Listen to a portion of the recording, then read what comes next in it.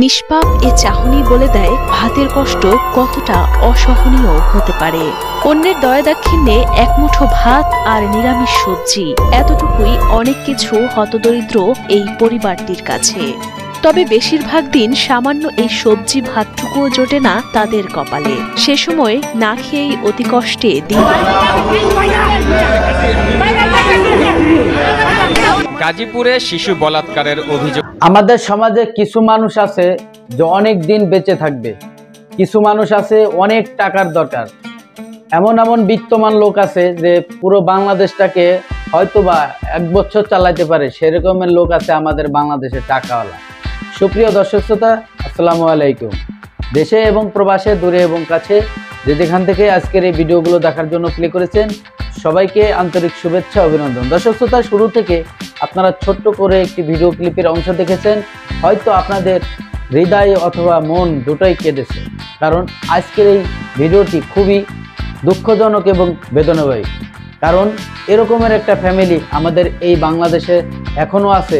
আমাদের এই ডিজিটাল যুগে এসে এখনও অনেক মানুষ না খেয়ে আছে। আর এমনও সমাজে কিছু ব্যক্তিরা রয়েছে যারা হাজার হাজার বিলিয়ন বিলিয়ন টাকা নিয়ে এই বাংলাদেশে বসে আছে। কেউ কেউ হয়তো এখনো জেলে আছে। দর্শক শ্রোতা, তাদের টাকাগুলো নিয়ে আমার মনে হয় তাদের টাকাগুলো নিয়ে, সবগুলো টাকা নিয়ে এই গরিব দুঃখী অসহায় ব্যক্তিরা যারা শুধুমাত্র কটা ভাতের অভাবে তারা বাঁচতে পারতেছে না, এরকমের অনেক মানুষ আছে আমাদের বাংলাদেশ খুঁজলে পাওয়া যাবে। আমাদের অনেকেরই হয়তো অজানা রয়েছে, যেটা সোশ্যাল মিডিয়াতে আসে সেটা নিয়ে হয়তো আমরা ব্যস্ত থাকি, কিন্তু এর বাইরে অনেক জিনিস আছে, অনেক ঘটনা আছে যেটা আমরা জানি না। দর্শক শ্রোতা, আজকের এই ভিডিওগুলো দেখার জন্য যারা প্লে করেছেন সবাইকে আমি অনুরোধ করব এই ভিডিওটি প্রচুর পরিমাণে শেয়ার করে দেবেন, কারণ এমন কিছু লোকের কাছে হয়তো পৌঁছায় যায় যাতে তাদের মন তেল অনেক উদার, তারা দিতে পারবে কিন্তু ঠিকানা পাচ্ছে না। প্রিয় দর্শক, এই ভিডিওতে আপনারা অবশ্যই যারা এই কমেন্ট করবেন, কমেন্ট করে জানাবেন এবং শেয়ার করে দেবেন, কারণ এই ভিডিওটি প্রচুর পরিমাণের শেয়ার হলে হয়তো তাদের কাছে পৌঁছাবে।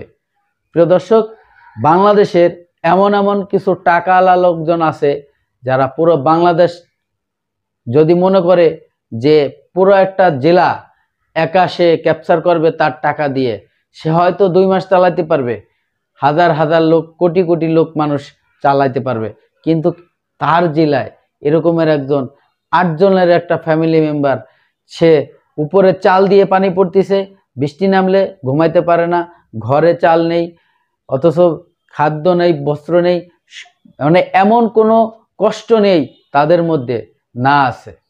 তারাও কিন্তু এই সমাজে মানুষ, তারাও কিন্তু এই সমাজে বেঁচে থাকতে চায়।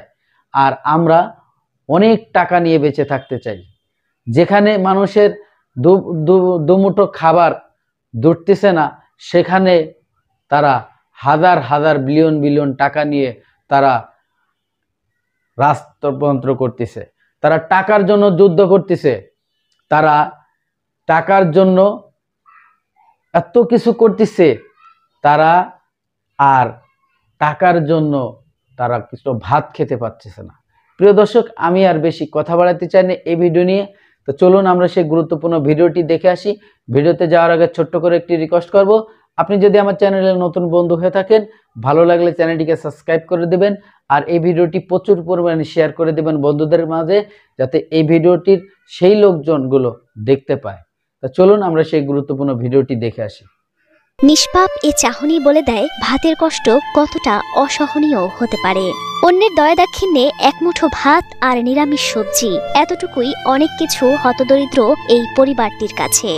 তবে বেশিরভাগ দিন সামান্য এই সবজি ভাতটুকুও জোটে না তাদের কপালে। সে সময় না খেয়েই অতি কষ্টে দিন পার করতে হয় পুরো পরিবারকে। আমরা হত খালি 3 হাত খাই না, আমরা বই থাকি মা, আমরা বাঁচি লেসে হরে আমরা পেটে খান দিবেন বাঁচে বডি ফসাল হগুন আমরা বাইতে সেরি খাই। ওতরে বাবা মাইছে দিলে আমার বাচ্চাতে খাই, আমি তো খেয়ে রোগ কথা হয় না, আমার একটা রোগ মাথা ঘুরানি, যেন যায় আমার মাথা ঘুরাইয়া ফলাই যায়। ভাতের কষ্ট তো আছেই, জীর্ণশীর্ণ এই ঘরটিতে অনেক কষ্টে জীবন যাপন করছেন বিধবা আফিয়া ও তার সন্তানেরা সহ অসুস্থ বৃদ্ধা শাশুড়ি। বৃষ্টি এলেই ভিজে যায় ঘরে থাকা সামান্য কাপড় চোপড়।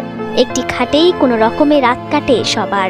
এভাবেই তাদের দিন চলে যায় আধপেটা খেয়ে, আর রাত কাটে নির্ঘুম ভয়ে। আমরা মাঝে মাঝে ঘুমাইতে না, রাইতে ডর করে আমরা কাপড় দিয়ে দর লাগা তাকিয়ে ঘর ভাঙা টাঙ্গা ওই দেখে আমরা নিরেছিলাম, আমরা খেয়ে যাই না। আর তো আমার ঘর ভাঙ্গা, ঘরে বাচ্চান্তের লিয়া দলইয়া খানো লিয়া বই থাকি, মশুরি টাঙ্গাইয়া এরপর মশুরি উপরে ফোনে কাগজ দিয়ে ছাত্রী টাঙ্গাইয়া বাচ্চান্তের লিয়া বই থাকি। আর দিনতের বাবা এখন খাইলে দুই খাইবার কোনো আশা নাই, মাইছে দিলে আমার বাচ্চান্তে খাই, নাইলে আমার বাচ্চান গুতা বই থাকেন বাবা। এখন অভাগী আফিয়া বেগম সুনামগঞ্জ জেলার ছাতক থানার বরকাপন মাছপাড়া এলাকার বাসিন্দা। 2003 সালে দিনমজুর লোকমান আলীর সঙ্গে বিয়ের পর তাদের ঘরে জন্ম নেয় একে একে 7 সন্তান, 6 মেয়ে আর 1 ছেলে। পরিবারের সচ্ছলতা ফেরাতে আর সন্তানদের ভবিষ্যতের কথা চিন্তা করে জায়গা জমি বিক্রি করে মালয়েশিয়ায় পাড়িও জমান আফিয়ার স্বামী লোকমান আলী। কিন্তু ভাগ্য যেন সহায় হলো না তার। দীর্ঘদিন অসুস্থ থাকার পর এক পর্যায়ে দেশে ফিরে আসেন তিনি। 2024 সালে পরীক্ষা নিরীক্ষা শেষে ক্যান্সার ধরা পড়ে তার। তখন অসুস্থ স্বামীকে চিকিৎসা করাতে গিয়ে 1,20,000 টাকা ঋণ করেন স্ত্রী আফিয়া বেগম। তারপরও বাঁচাতে পারেননি তার স্বামীকে। ওইয়া গেছিলা বিদেশ গিয়া 1 বছরের মাঝে গিয়া কিছু হইল না, গিয়া ভালাই বেলা গিয়েছিলা, পালাইয়া তারা 2 মাসের ছুটি দিছি, আইয়া ক্যান্সার ধরা পড়ছে। একদিকে স্বামী হারানোর বেদনা, অন্যদিকে সন্তান ও ষাটোর্ধ্ব শাশুড়ির ভরণ পোষণ এবং ঋণের বোঝা, সবকিছু মিলিয়ে দিশেহারা হয়ে পড়েন আফিয়া। কিছুদিন আগে বাধ্য হয়ে 7 সন্তানের মধ্যে 2 মেয়েকে ঢাকার একটি বাসায় গৃহকর্মীর কাজে দেন অভাগী মা আফিয়া। কিন্তু বাকি সন্তান ও বৃদ্ধা শাশুড়িকে নিয়ে কষ্টের শেষ নেই তার। তাদের এমন দুঃখ দুর্দশা দেখে অনেক সময় সাধ্যমতো সাহায্য করেন প্রতিবেশীরা, তবে তাদের সামান্য সাহায্য অসহায় পরিবারটির জন্য একেবারেই অপ্রতুল।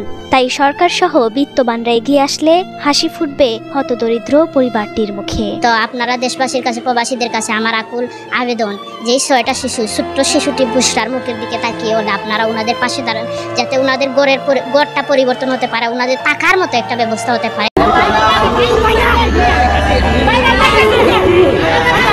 গাজীপুরে শিশু বলাৎকারের অভিযোগে এভাবেই গাছে বেঁধে পেটানো হয় ইমাম রহিজউদ্দিনকে। গণধোলাইয়ের পর গ্রেপ্তার হওয়া ইমামের রহস্যজনক মৃত্যু নিয়ে দেশ জুড়ে চলছে আলোচনা সমালোচনা। বেতন পেয়ে চাল কিনে বাসায় ফেরার কথা ছিল তার, তবে আর ফেরা হয়নি।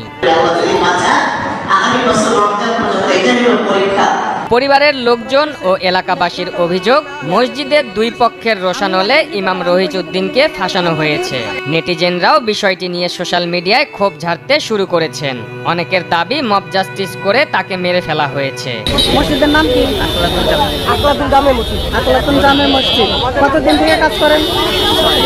3 মাস। আপনার বাসা কোন জায়গা? জাজরে বাড়ি। আপনার ওখানে স্থানীয় জাজরে। অভিযোগ ওঠে, রহিজউদ্দিন সম্প্রতি রাতে এক কলেজ ছাত্রকে তার কাছে ঘুমাতে ডেকে নিয়ে যান। পরে ওই ছাত্রকে কোমল পানীয় পান করতে দেন। এরপর ওই কলেজ ছাত্রের মাথা ঘোরাতে থাকলে সে প্রস্রাবের কথা বলে ইমামের ঘর থেকে বের হয়ে ফোনে পরিবারকে বিষয়টি জানায়। এ ঘটনায় 27 এপ্রিল সকালে স্থানীয় লোকজন রহিজকে আটক করে গণপিটুনি দেন। গাছের সঙ্গে বেঁধে পেটানোর পাশাপাশি গলায় জুতার মালা দিয়ে অপমান করা হয়। খবর পেয়ে পুবাইল থানা পুলিশ গিয়ে তাকে উদ্ধার করে থানায় নিয়ে যায়। পরে তার বিরুদ্ধে মামলা দায়ের করেন কিশোরের অভিভাবক। পুলিশ ওই ইমামকে মামলায় গ্রেপ্তার দেখিয়ে আদালতে পাঠায়। আদালতের নির্দেশে তাকে কারাগারে পাঠানো হয়। সেখানে রাতে অসুস্থ হয়ে মারা যান তিনি।